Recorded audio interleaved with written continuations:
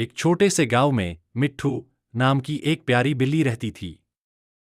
मिट्ठू का रंग सफेद था और उसकी आंखें हरे रंग की चमचमाती मोती जैसी दिखती थीं।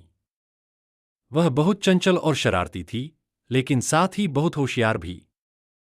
गांव के बच्चे मिट्ठू के साथ खेलना पसंद करते थे, क्योंकि वह हमेशा किसी न किसी नई शरारत में लगी रहती थी। हर सुबह मिट्ठू गांव के बगीचे में जाती, जहां रंग-बिरंगे फूल खिले होते थे और तितलियां उड़ती रहती थीं। वह तितलियों को पकड़ने की कोशिश करती, लेकिन कभी भी पकड़ नहीं पाती। फिर भी वह हार नहीं मानती थी और रोज तितलियों के पीछे भागती रहती। एक दिन मिट्ठू बगीचे में खेलते-खेलते गांव के बाहर दूर एक जंगल में चली गई।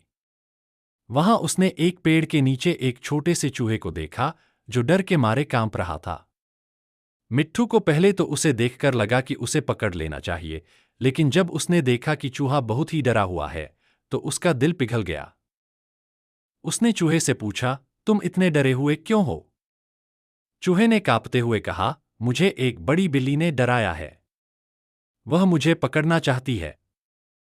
मिट्ठू ने मुस्कुराते हुए कहा, तुम चिंता मत करो, मैं तुम्हारी मदद करूंगी। उस बिल्ली को मैं सबक सिखाऊंगी।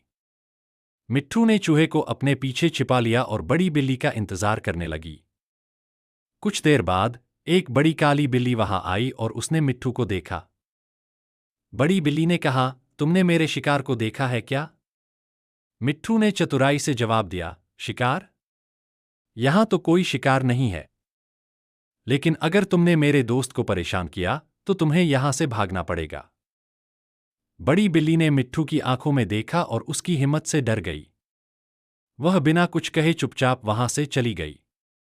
चूहा मिट्ठू का शुक्रिया अदा करते हुए बोला, तुमने मेरी जान बचाई, मैं तुम्हारा जीवन भर आभारी रहूंगा।